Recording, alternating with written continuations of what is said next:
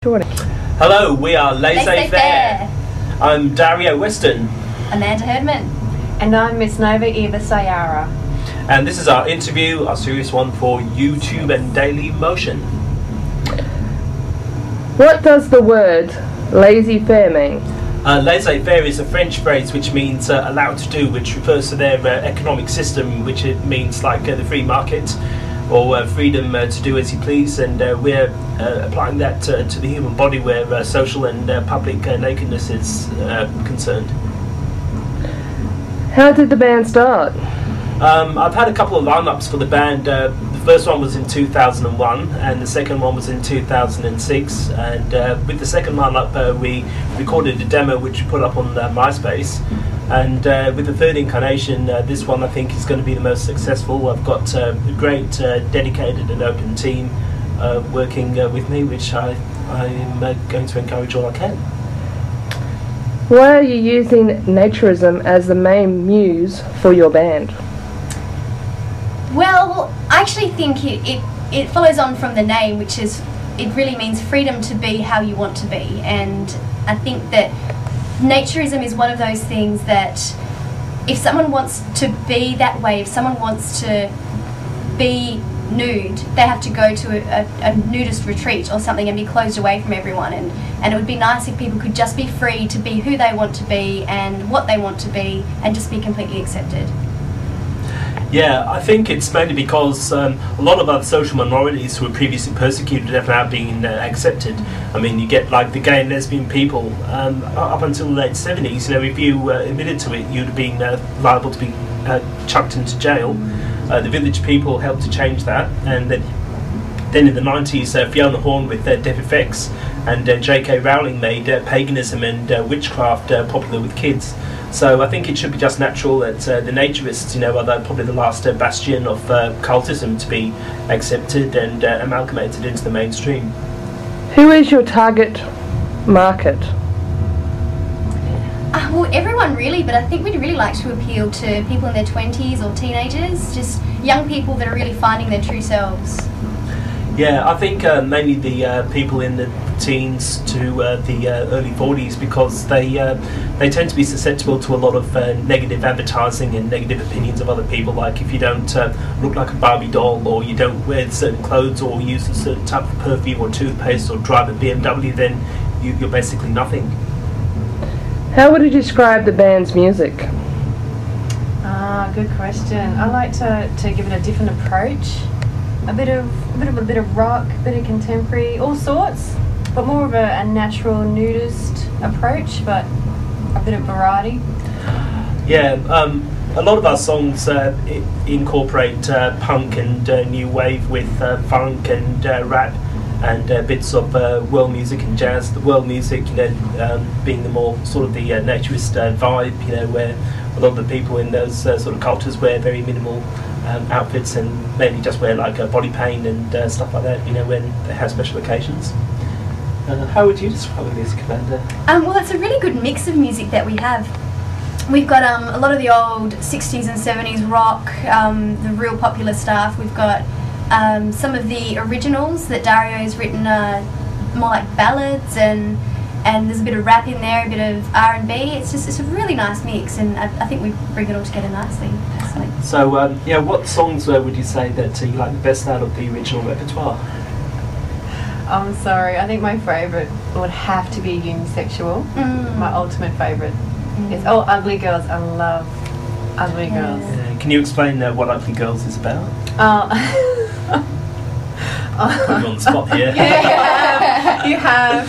I just like the approach how people stereotype one particular group, and they think that they're only good enough to target that gender, but they're not. You want to tell them that you know you're not as ugly. You know, improve yourself, get yourself out there. It's what other people think of you. It's what you think of yourself. Yeah. And Amanda, you know, what about you with the originals? Which ones sort of say the most about you? I would say Unisexual as well. And it's probably because we've just been practicing it, but it sticks in my head. I really like it, just about people finding their own way and just being themselves, not worrying about what social boundaries everyone else has put in front of us, or what everyone else is saying that we need to live body by. jamming's also another one along that Yeah, line it's as well. ode that's to right. sexual harassment. Yeah, that's right. Yeah. Okay. Where do you think the band will be most successful? I think mainly in Europe and the UK, because they have a much more astute view of the human form than Australians and Americans. In Australia, I think Melbourne, Byron Bay and Sydney would be very receptive to us, and maybe some parts of Brisbane and far north Queensland as well. But I think we've got a long way to go before we sort of come into the line with the likes of Europe and England and Japan.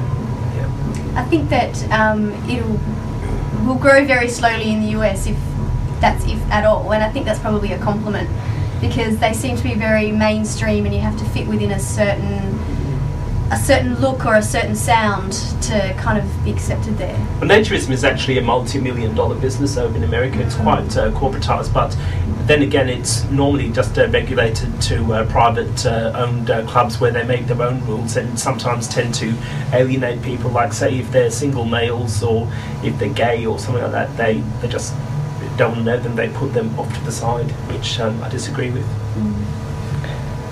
Would you like to be signed to a major label or be an independent band? Over here and for the British and European market, definitely. But in America, I'd be content with having like a cult following with the punks and just being put out on an independent label until such time that country is ready for us. Who are your role models? You know what?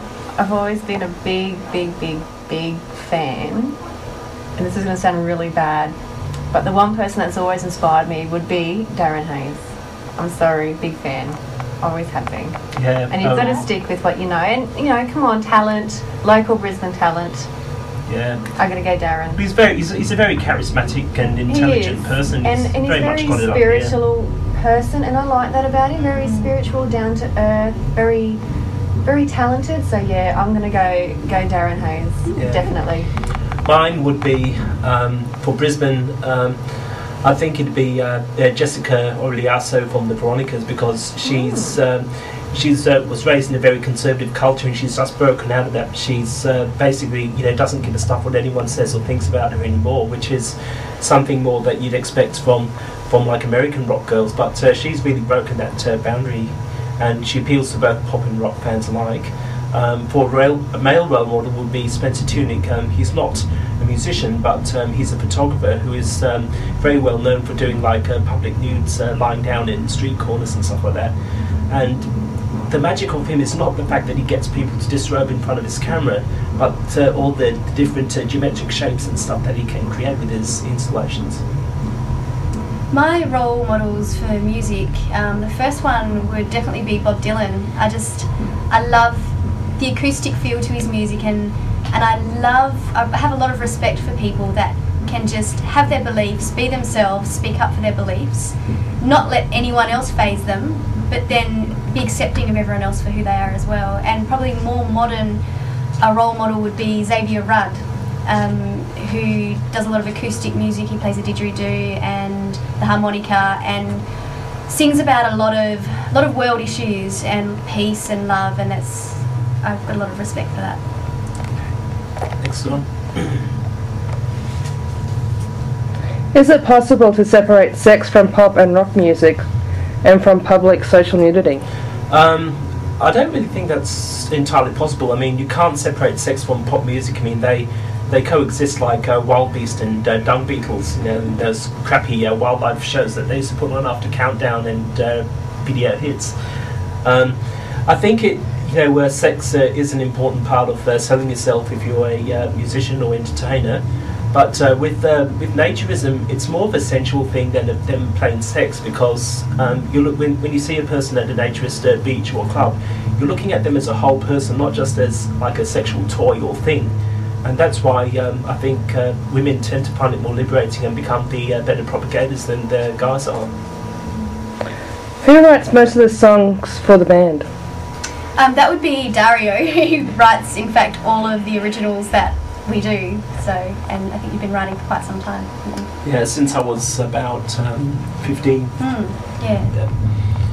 Okay, next.